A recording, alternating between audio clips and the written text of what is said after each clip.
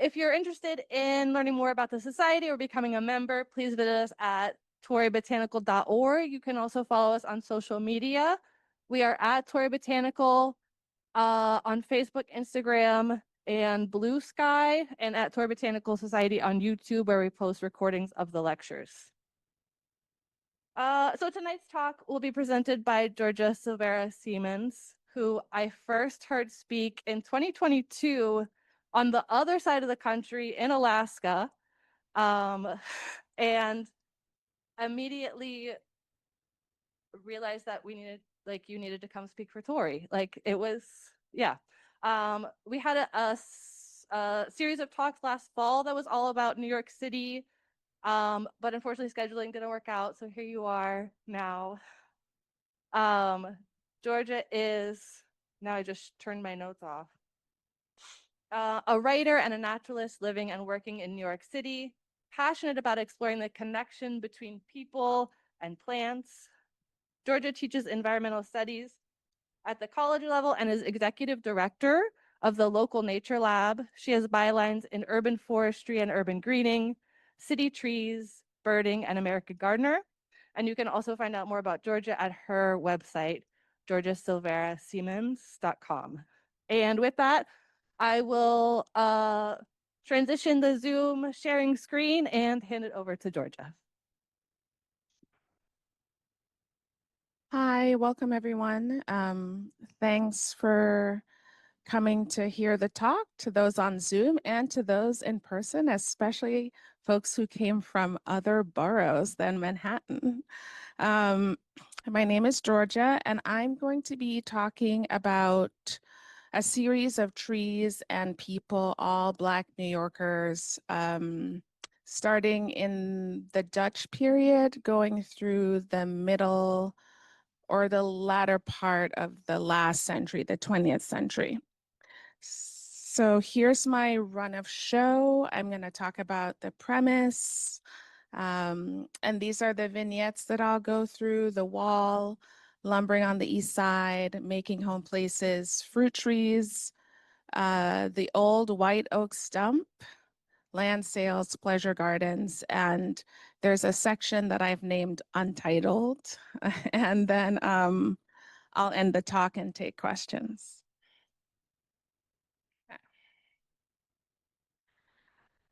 In her book about slavery in New Amsterdam, Andrea Mosterman points out that enslavement in the US is often framed as something that happens predominantly or happened predominantly in the southern states.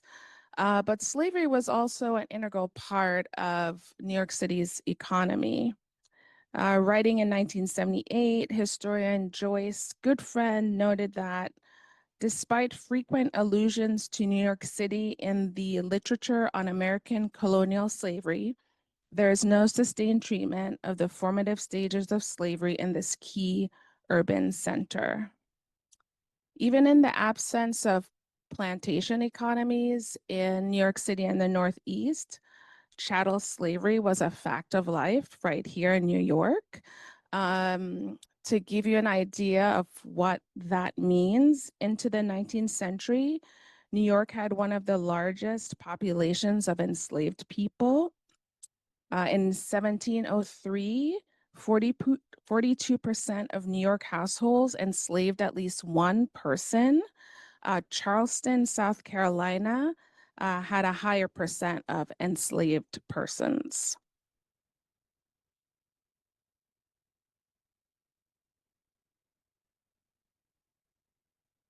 So the most visible markers of the city's integral role in the Atlantic slave trade are the African Burial Ground, which is in Lower Manhattan, which was recovered in 1991.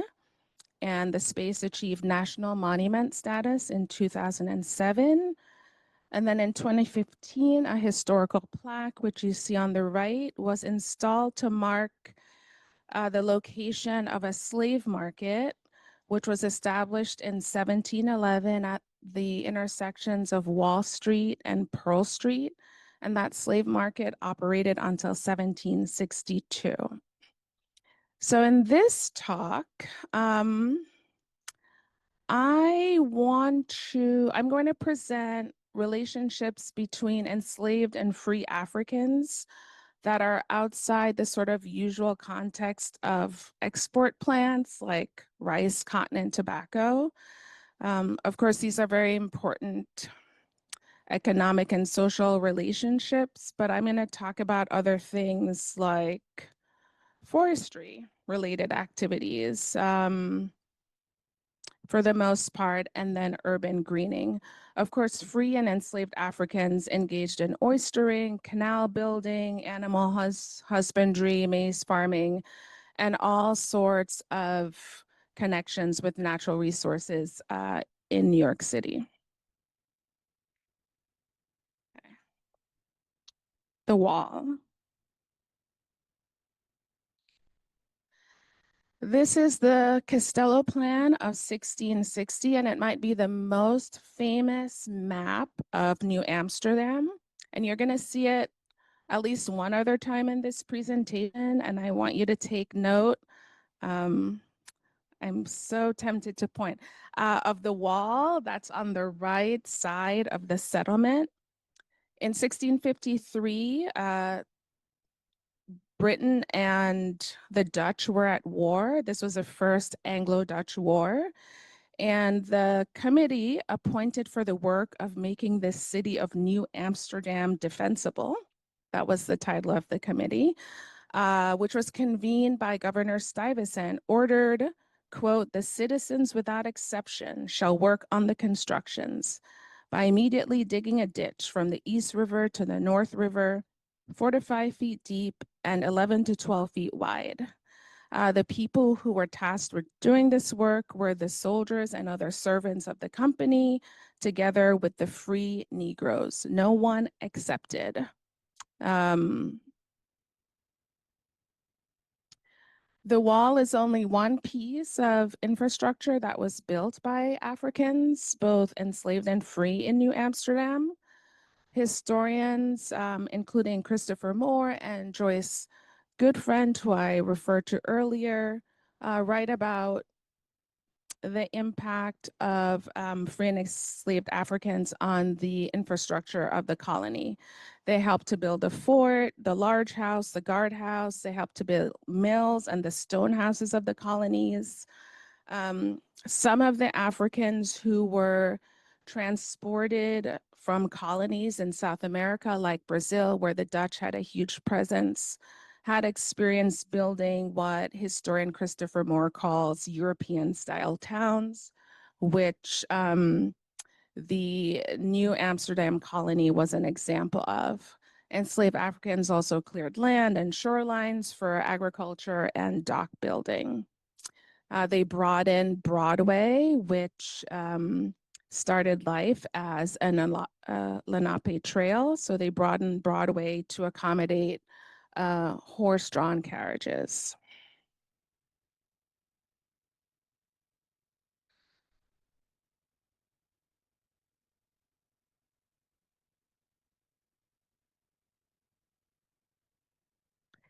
So one of the places where the planks for the Palisades would have come from is the Appalachian Oak Hickory Forest community at the location of the wall itself, a part of which I've highlighted in that green rectangle. This is a clip from the Wilikia project that's run by Eric Sanderson. Another location could have been further uptown, which I'll turn to next.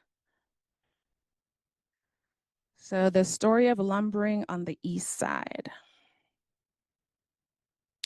One of the places the first enslaved Africans lived in the Dutch colony of New Amsterdam is at today's mid-East 70s.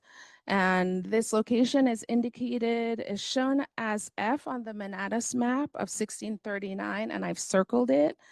This location was annotated on the map as the quarter of the blacks, the company slaves. The map doesn't provide any biographical information about the enslaved people who lived in the location. There's no information about their labor or the layout of the camp or the details of the landscape. I'm borrowing a term here from Bart Pushaw. The livingness of the people and their lives was not the purpose of the map. Johannes Vingboom, who's credited with creating the map, his goal was to depict New Netherland as part of the Dutch Empire and not a map that talked necessarily about people, especially enslaved ones.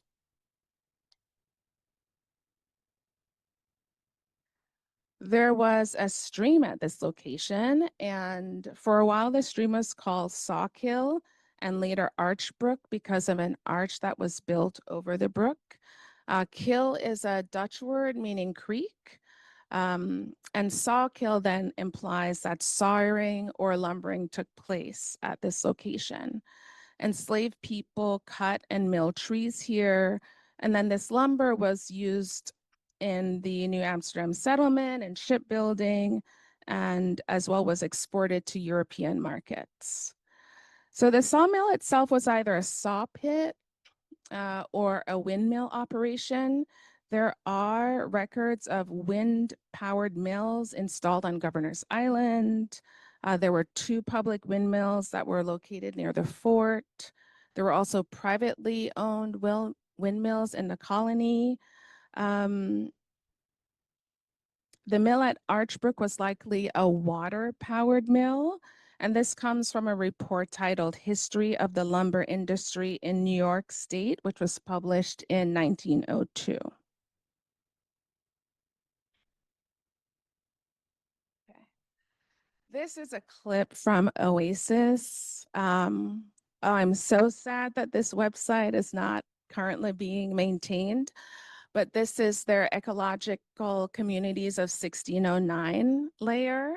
And I clipped this a while ago. So the ecological communities that surrounded Sawkill included oak tulip tree forest, which is in the dark green, and Appalachian oak hickory forest. So it's this information is a combination of the Oasis map, the Wallachia project, and then the new Sanderson project, which is Layers of the Past. So Appalachian oak hickory hardwood typically occurs on well-drained soils and usually on slopes. From the name of the forest community, you can tell what the species likely are. So a variety of oaks, red, white, and black, and then hickories, pignut, shagbark, and sweet pignut. If you're not familiar with the guides for forest communities in New York City, they're really excellent.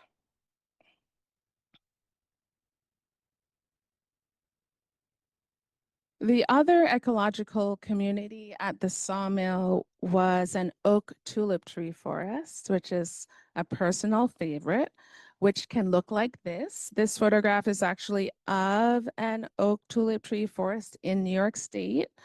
The co-dominant species then are going to be oaks and tulip tree. And then other species would include beech, black birch, red maple. You'll also find flowering dogwood, witch hazel, sassafras, and some low bush blueberries.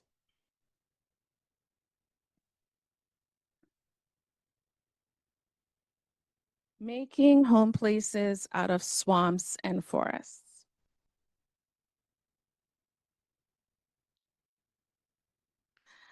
My use of the term home place is from J. Drew Lanham's book of the same title, a book I highly recommend.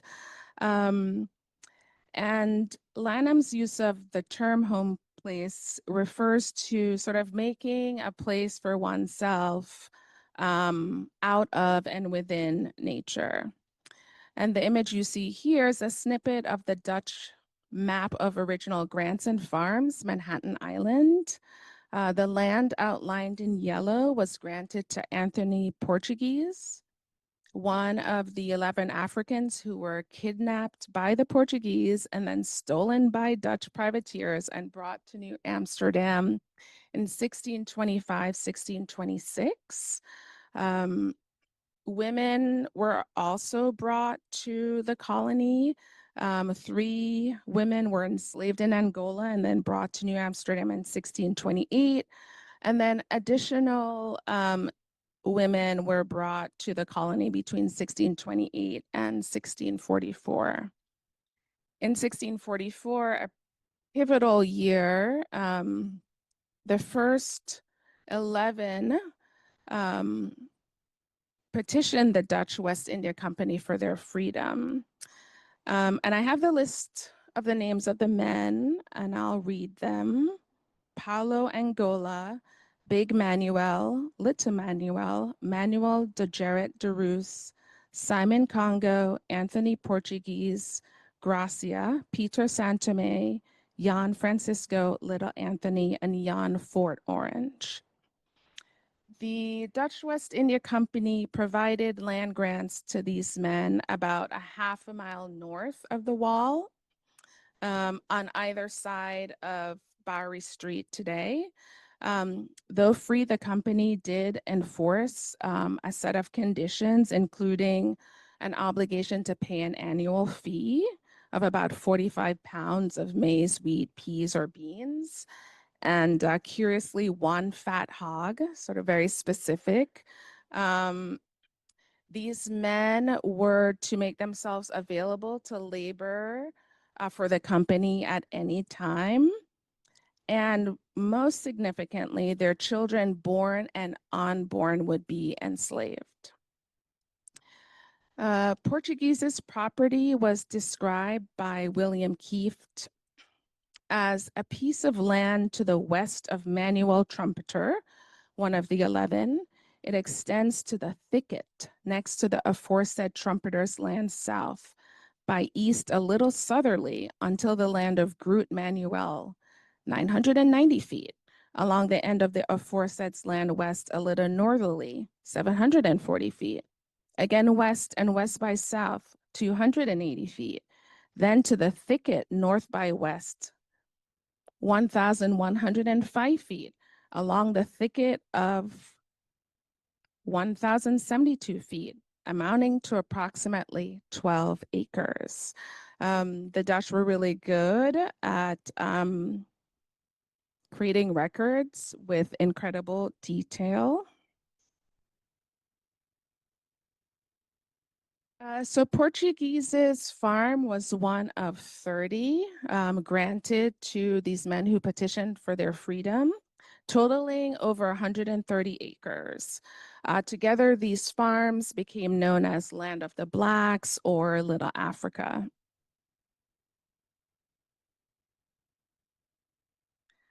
So to give you a sense, again, of what this landscape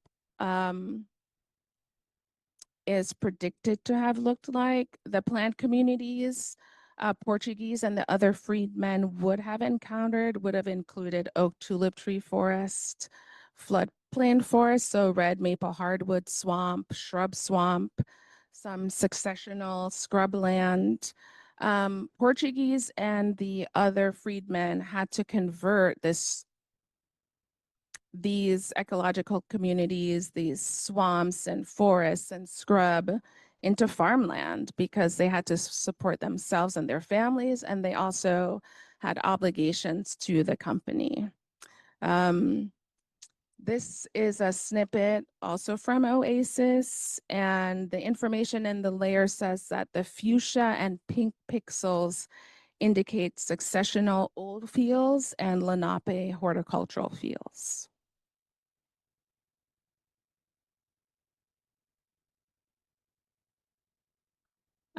This photo shows an example of a red maple hardwood swamp. This one specifically is at Rome Sand Plains Hogsback Road, south in City of Rome, Oneida County. If I go back, okay. So the rectangle you see here is present day Washington Square Park. And for those of you familiar with Washington Square Park, it looks nothing like this today. And I've done tours where with different kinds of folks, and I often have them stop at different locations in the park and close their eyes and then describe these historical ecologies. And it's, if you are able to sort of block out a lot of the noise, I also play natural sound. So there's a really great project called Soundscape of New York City, and they have reference sites. And so you can play sounds from different reference sites that maybe match your location. And together we try to imagine what it must have sounded like and looked like at this point in time. Okay. Okay. Fruit trees and orchards. Okay, so here's this Costello map again. And I'm going to be talking about Susanna Anthony Roberts. She was the daughter of Anthony Portuguese and Maria de Angola. She purchased a garden plot in 1660, which records show she planted with 8 small trees. Sort of a very specific note in the land transaction records. Susanna Roberts would also inherit her father's 12-acre land grant after his death.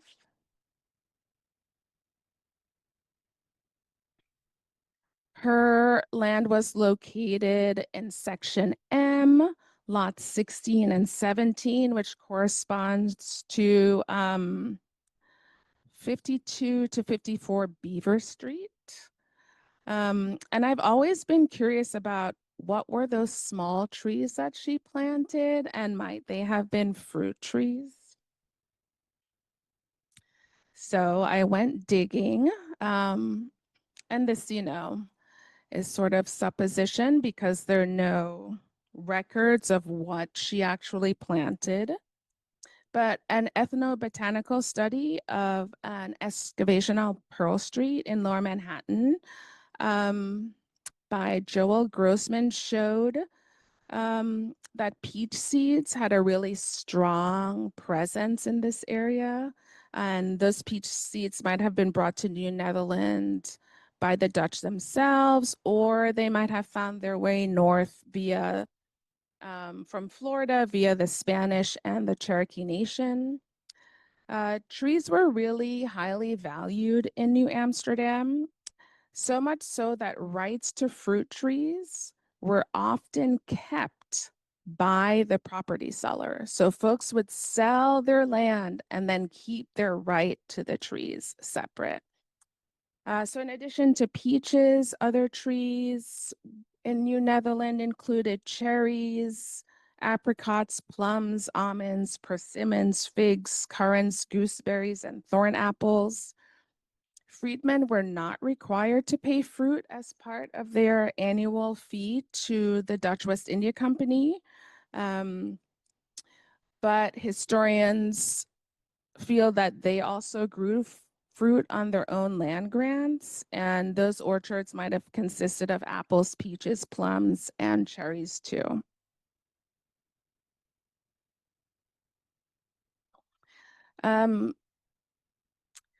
The interesting thing about fruit growing is that under British rule, Black people were banned from selling fruits. The British enacted a law titled A Law to Prohibit Negroes and Other Slaves Vending Indian corn, peaches, or any other fruit within this city. This legislation was passed in 1740. This was at a sort of one of the heights of racial anxiety about Black people gathering in public and having some sort of economic agency outside of their enslavers. The old white oak stump. And before I forget, I want to thank Eric Sanderson. We sort of were at something, and then I mentioned this presentation, and he said, "Oh, do you know about the old white oak stump?" And I said no. And so this is a version of that story. So this white oak stump story is actually really complex, and I myself, I'm still trying to understand it. But it involves someone by the name of Anthony Jansen Van Silly. Um, Van Silly is African descended on his mother's side, and various sources attribute his ethnicity differently. He's regarded as the first known person of Muslim origin in the Americas. He also signed legal documents using Mark of the Turk. His parents were Jan Jensen, a Dutch privateer, and his mother, whose name is not listed in the record, was a Moorish woman from Cartagena, Spain. Vansley was their fourth son.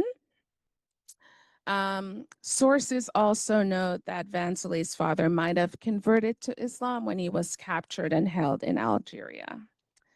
So at the age of 22, so that's 1629, Vansley and Greta Reiners, his wife, left Holland and traveled to New Netherlands.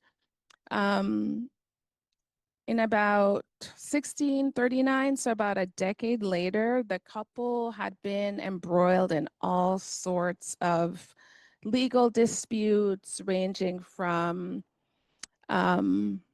issues around debt to inappropriate behavior by his wife.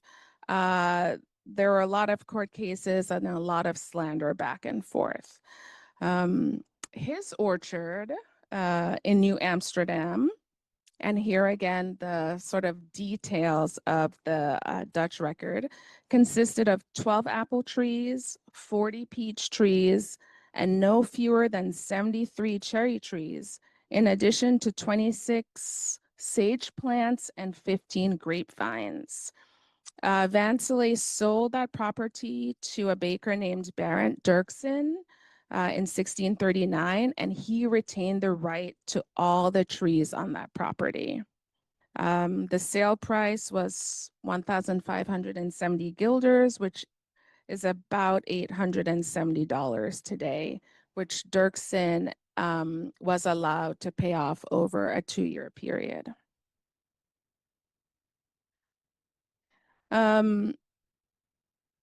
Vansley had to sell his property because the community really did not like him and his wife. The New Amsterdam's fiscal, which is analogous to an attorney general, petitioned the court to expel Vansley and his wife from the community. Director General Keefe acquiesce, expelling Vansley, but also granting him his request for a 200-acre tract across the river in Brooklyn in today's Gravesend. The director general did have some conditions. Vansley had to pay 100 guilders annually for 10 years, and then he had to pay rent as well. Interestingly, he was prohibited from living in Manhattan, but he could own and sell property there, which comes into play later. Okay. So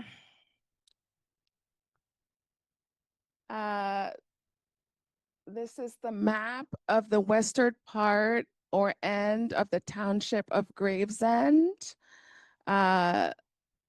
You sort of zoom in, and there is Anthony's house. Zoom in a little bit more. This is a snippet of that map of Gravesend, Brooklyn, which was completed in 1788.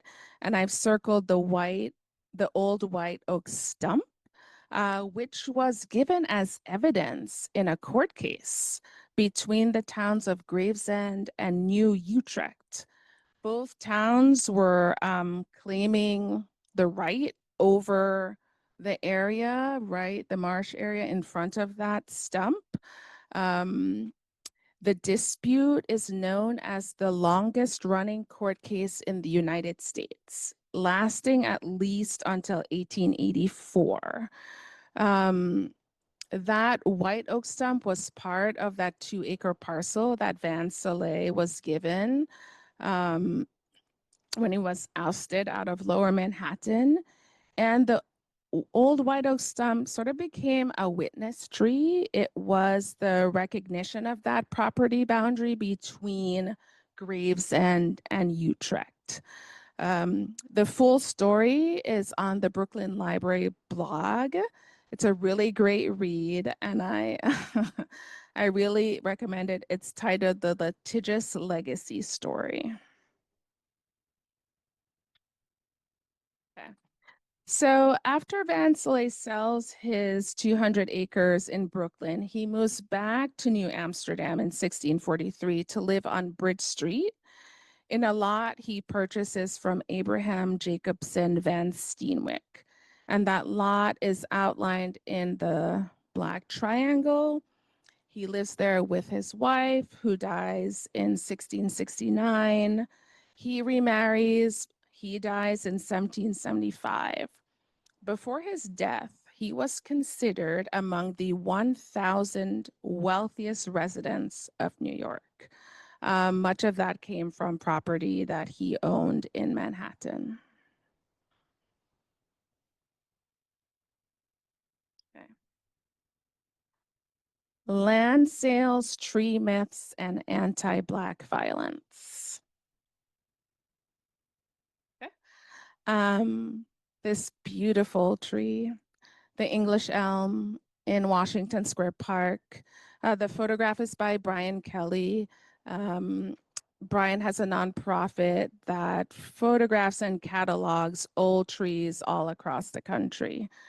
And so thank you, Brian Kelly, for donating this photograph. The English elm is in Washington Square Park is the oldest tree in Manhattan on record. It has been dubbed the hangman's elm based on some speculation that traitors to the revolution might have been hung there. This urban legend, I think, sort of takes away from significant, at least a significant hanging that happened on that land of an enslaved woman in the Potter's Field. And I'll tell that story now. Okay. So public executions by hanging took place on the Potter's Field, which used to occupy the eastern 2/3 of today's Washington Square Park. The image on the left shows where the Potter's Field was located, and that's indicated by the dotted area. The extent of publicly owned land precisely overlaps with the dotted section of that image. The parcel on the left, so if you're looking at the image on the left, and then that western section that doesn't have a dotted overlay, that parcel wasn't purchased by the city until 1825. And you can see record of that purchase in the image on the right. 1825 was the year in which the Potter's Field was also decommissioned. So the city did not own the land on which the English elm grows until 1825. Rose Butler, a 19-year-old enslaved woman, was accused of arson on March 5th, 1819, and was hung on a gallows on July 9th, 1819. This execution occurred 6 years before the city purchased that western third of what is today's current Washington Square Park. Butler's attempted arson resulted in minimal damage, according to records, and has been described in a couple of different ways, including the burning of only 3 pine steps of a staircase and the scattered hot coals on 3 steps of the stairwell. The house of her enslaver, William Morris, was not damaged, and no one was injured in the incident.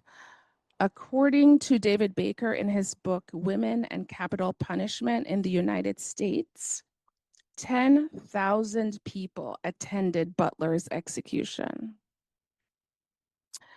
At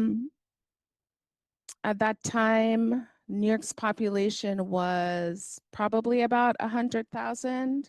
The city in 1850 was at 500,000 people.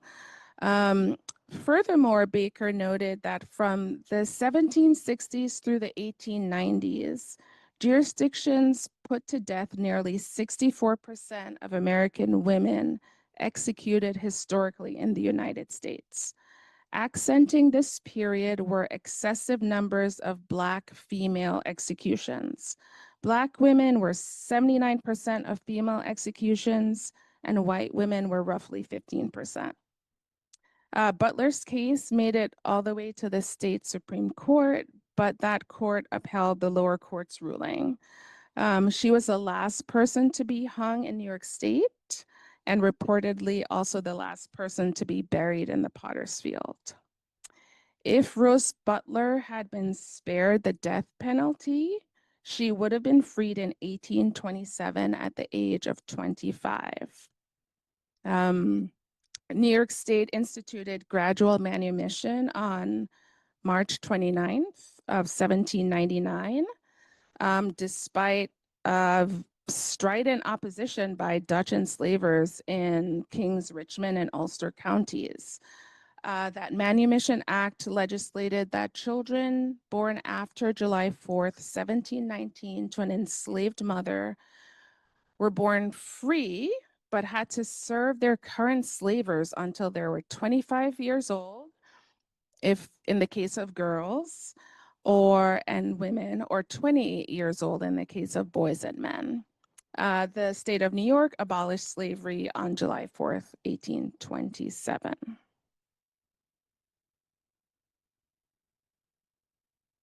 Okay.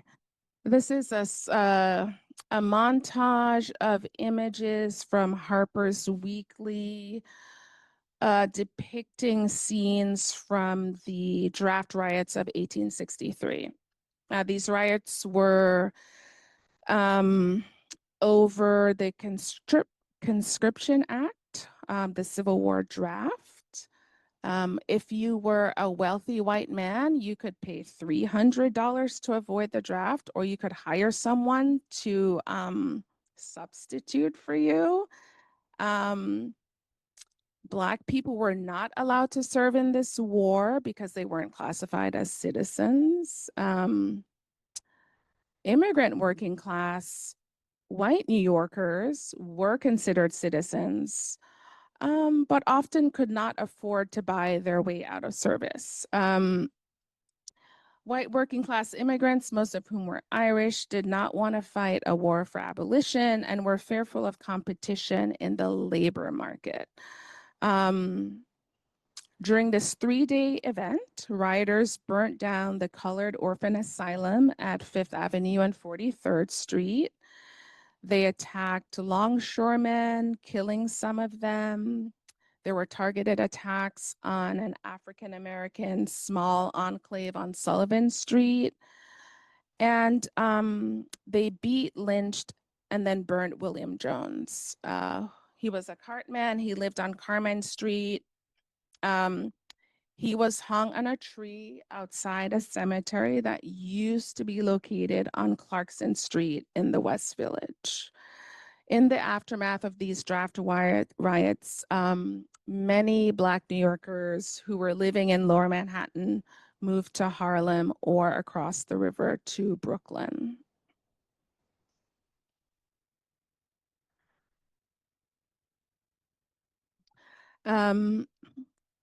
I won't go into the details of this article, which tells the story of the rescue of one of three young men who were unlawfully captured. But one of the figures in this story is David Ruggles, who owned a grocery store and a reading room and was the secretary of the New York Committee of Vigilance and an abolitionist. And he plays a role in someone else's story. Okay, pleasure gardens. If you haven't seen this map before, this is from 1852 and it's titled Public Squares, Parks, and Places of Manhattan. These were the green open spaces that were present in the city at that time. They total 165 acres, which is about a third of an acre per 1,000 residents. Today's standard, by the way, is 2.5 acres per 1,000 residents. It was these small parks that were referenced in the campaign for a big central park in New York City, which the state legislated in 1853 and was open to the public in 1858. I want to read one of the criticisms of these small parks by Andrew Jackson Downing, who some people think as a father of landscape architecture even before Frederick Law Olmsted. Is New York really not rich enough, or is there absolutely not enough land in America to give our citizens public parks of more than 10 acres? So if you lived in New York, you could go to one of these places, or you could go to commercial pleasure gardens. This image shows one such garden in New York City, Vauxhall Garden, which was modeled on Vauxhall Gardens in London. And I have to say, when you're looking at the history of urban parks, a lot of what New York and the US did in the beginning was modeled on what was happening in Britain and the continent. So this is Vauxhall. You can see these smaller rooms with groves of trees. There were these aligned alleys for promenading. This sort of does something like that, but not quite as lavish as this. African Americans were not allowed entry into New York's commercial pleasure gardens, so they established their own. The most popular one, the most well-known one, is the African Grove or African Grove Theater, which was first established in 1816 on Thomas Street behind City Hall in the backyard of this person, William Brown, was in the backyard of his rental house. The garden had to close for a little bit after complaints from neighbors. He relocated it indoors into his apartment and then moved it to Mercer Street, where eventually the company was shut down due to complaints from neighbors.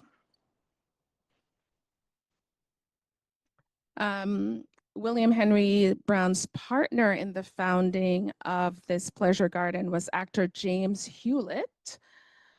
Hewlett's sister owned land in Seneca Village.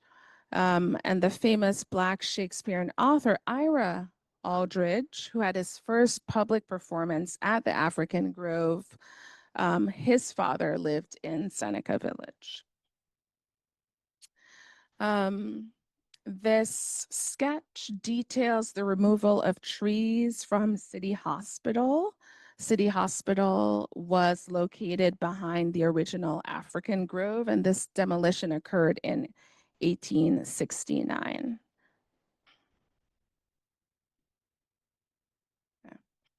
So this is my Untitled series.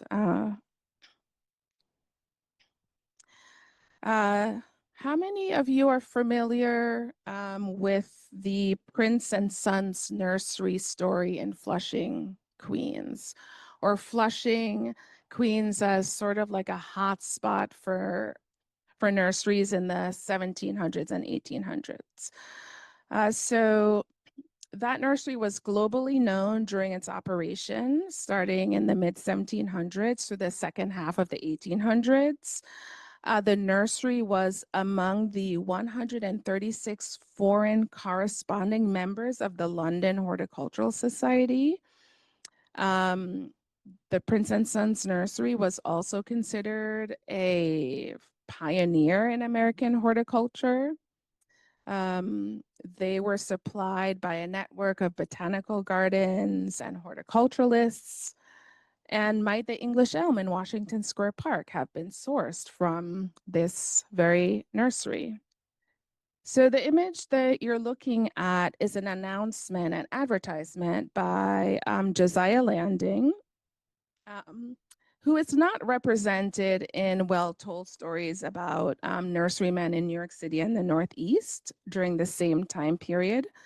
He ran this ad, at least what I could find, in the Evening Post on March 3rd, 4th, and 6th of 1830. And I'll read it for folks. Landon sold apples, pears, peaches, white and black mulberry, sugar maple, hemlock, elm, chestnut, buttonball, cedar, blue beech, birch, ash, balsam fir, poplar, yellow and weeping willows, and all kinds of ornamental trees.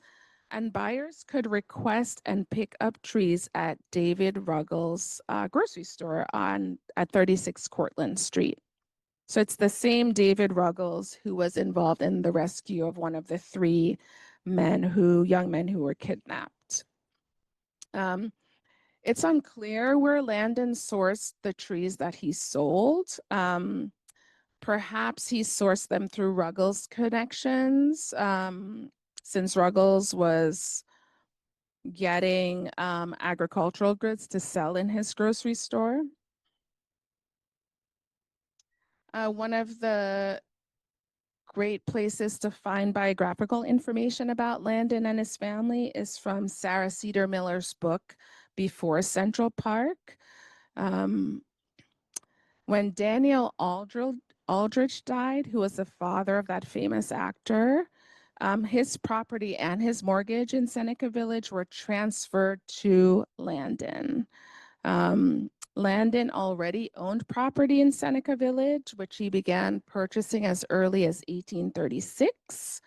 Unfortunately, he wasn't able to keep all of them, but Miller noted that the Landon family was one of the last families to forcibly leave Seneca Village in 1857.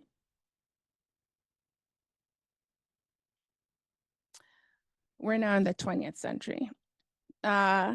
This is the exterior of the former Lafayette Theater in Harlem on 7th Avenue between 131st Street and 132nd. An elm tree grew in the median across from the theater, and it was visited by performers acting as a good luck charm before they would enter the theater to perform. The tree was known locally as the wishing tree or the tree of hope. And I've read some conflicting stories about the tree's demise. I've read that it was cut down to make room for the 7th Avenue expansion. I've also read that the tree died and then was cut down. In either case, Bill Bojangles Robinson, along with Mayor LaGuardia, replanted a tree of hope in 1941 next to the stump of that famous elm. A piece of that original tree is also in the Apollo Theater, and performers can still touch it before going on stage. I really love this photo of the children touching the stump of this tree. Here's another image of people engaged with the stump. The arrow points to the bronze plaque that was set in the sidewalk. In 1972, sculptor Algernon Miller, who's pictured in this photograph, created Tree of Hope 3. It was installed in the median on 7th Avenue, which is now the Adam Clayton Powell Jr. Boulevard. The sculpture is 8 feet tall and it pays homage to those previous trees of hope. The piece was restored in 2004 and a replica was made of that bronze plaque because the original one went missing, according to the Parks Department in the 1980s. Okay. So the final story is about Hattie Carthen, the woman pictured on the right, Mrs. Carthen, and the Southern Magnolia at 679 Lafayette Avenue in the Bed-Stuy neighborhood of Brooklyn. The magnolia is one of 2 landmark trees in the city. The other landmark tree was a weeping beech located in Flushing, Queens. That tree died in 1999. And as an aside, the beech was planted from a cutting in 1847 by Samuel Brown Parsons, who also owned a nursery in Flushing, Queens. The magnolia, southern magnolia, is not a northern tree. Got its start in Brooklyn in 1886 as a cutting planted by the property owner William Lemkin in his front yard. He was visiting the area and came across southern magnolias and fell in love with them and wanted one for his front yard in Brooklyn. He described the tree in an interview with the Brooklyn Eagle in 1916 as one of my greatest treasures. And newspapers actually, in the early 1900s, sort of visited the tree when it was in bloom and wrote articles about the tree. So almost 12 years later, in 1928, Hattie Carthen moves to Brooklyn. But it wasn't until 1954 when she moved to a different location in Brooklyn, Vernon Avenue, that she even became aware of the southern magnolia. What she noticed first was that within 10 years of living on Vernon Avenue, the canopy, the trees on her block had declined severely. And this was sort of a symptom of other kinds of environmental quality issues that were taking place in Bed-Stuy, linked to housing policy. So in 1920, the neighborhood of Bed-Stuy, which is indicated with the red star, was 97% white. The neighborhood first became a residential community with brownstones built in the latter part of the 1800s, right into the early 1900s. But by 1930, those brownstones had begun to show wear and tear, and they were also outdated. Furthermore, newer housing was being built in communities like Bay Ridge, Coney Island, and Flatbush. And with the opening of new train lines, white New Yorkers began moving out of Bed-Stuy into these newer communities. As the Great Migration of African Americans from the South to the North continued and Caribbean immigrants also began to settle in Bed-Stuy, the percent of the Black population increased. And then came the passage of the Homeowners Loan Corporation Act in 1938. HOLC assigned a D grade, or the highest credit risk, to Bed-Stuy and many other Brooklyn neighborhoods. Crown Heights, Ocean Hill, there's a long list. Brownsville, Bushwick, Williamsburg, Greenpoint, East New York, Canarsie, Sunset Park, Gowanus, Borum Hill, Cobble Hill, Carroll Gardens, Fort Greene, Red Hook, Coney Island, Sheepshead Bay, Garrettson Beach.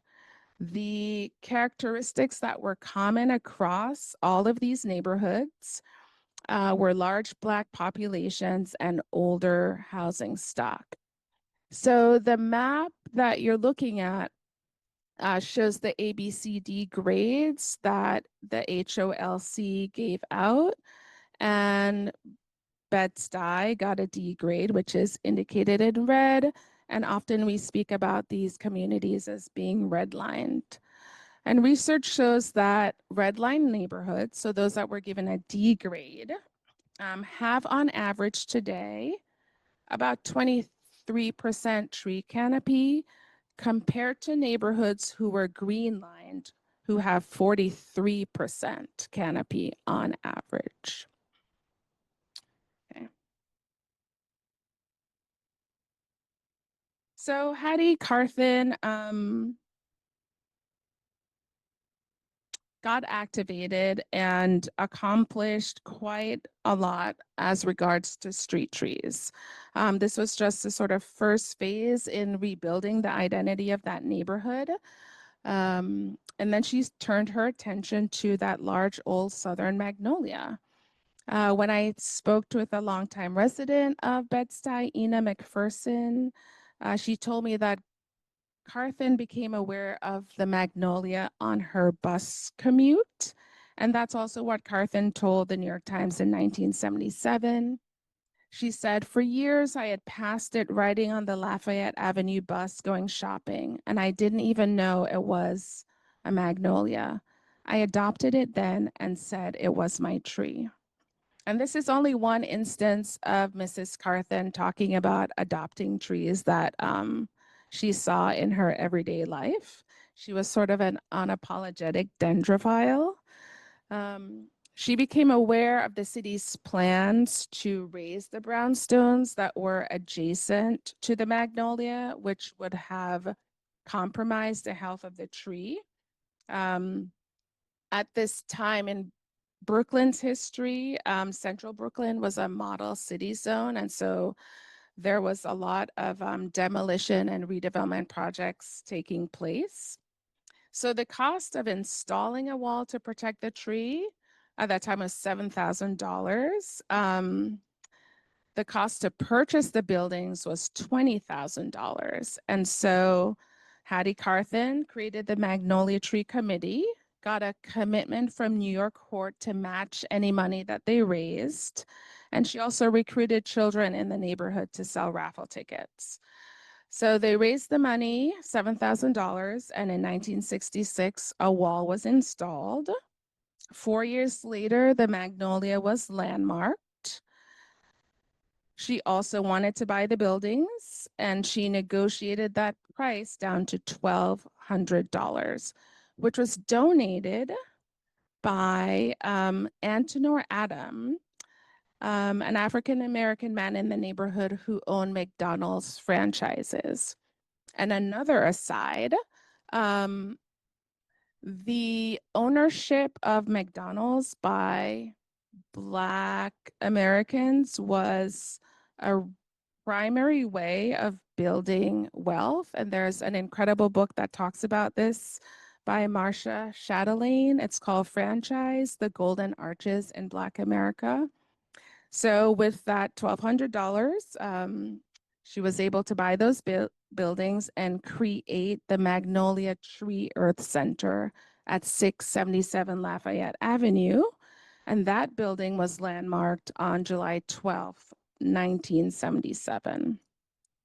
The image you see on the right is of Mrs. Carthen on the right.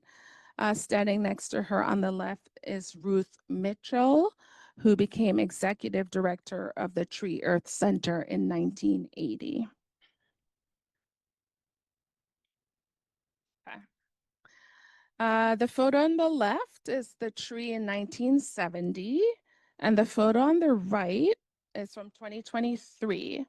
So I took the photo on the right and I went to the center not knowing there was a second magnolia tree. So you can see that smaller tree to the left of the original magnolia, and that was planted on Arbor Day in 1992 by the Delta Sigma Theta sorority during their first oratory contest and awards ceremony. And Charlie Chisholm was a member of that sorority. And I have been wondering if she was present at the planting of this tree.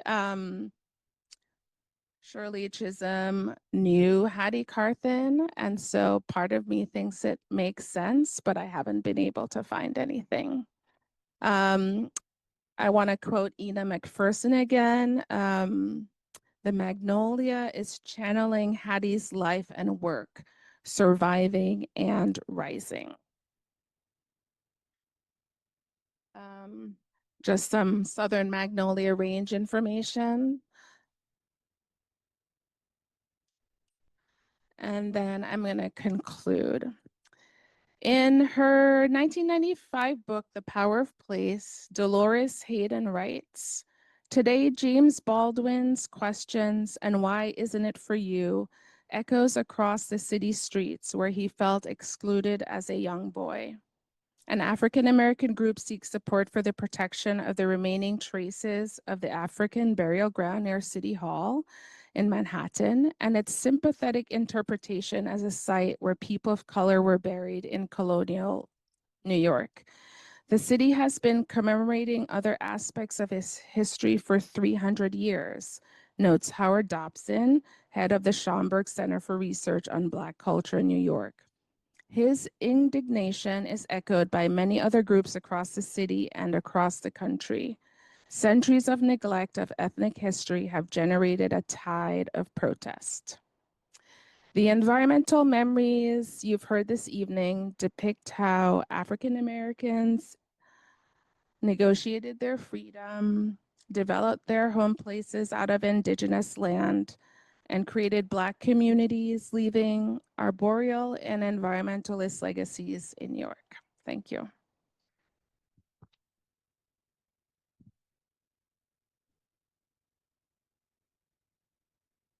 Thank you so much. Do you have a few minutes to stay for questions? Yeah. Um, so yeah, we'll pass the microphone around if anyone in the room has questions. If you are online, lots of like hearts in the chat and amazing. Feel free to unmute. Okay, we have a raised hand. I'm gonna try and let you talk and we'll see if that works. Am I Emily, unmuted? Am I unmuted? oh, yeah, we can hear you.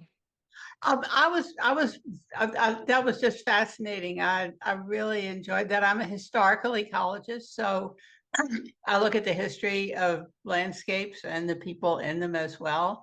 And I was particularly interested in the nurseries, those were Black run nurseries.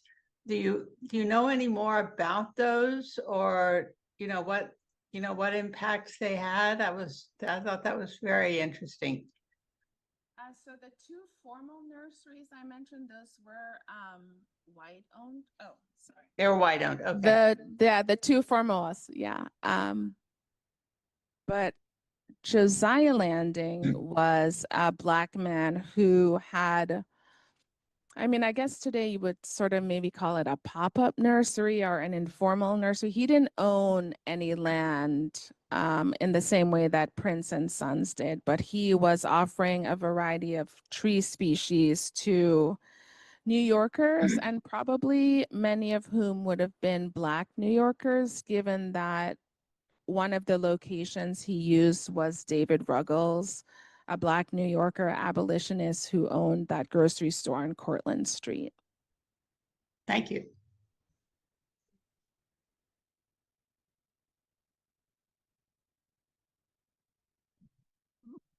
Hi, thank you so much for this great presentation. Really enjoyed it. I was really curious about the interaction or like the relationship between the enslaved people and also the indigenous people in the like I would say like the 1600s and 1700s. Um, yeah, just wondering kind of how those interactions and what the relationship was during that time. Thanks for the question.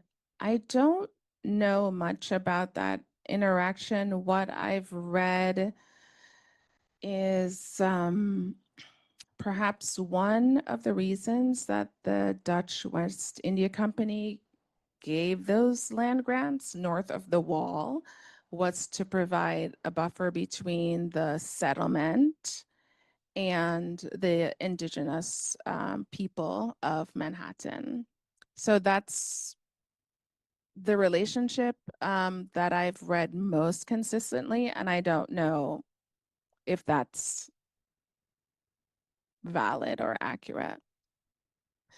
Certainly, the land grants that were given to these freedmen were indigenous land, and the Lenape who had lived there when the Dutch arrived were removed from that landscape in order to facilitate the land grants.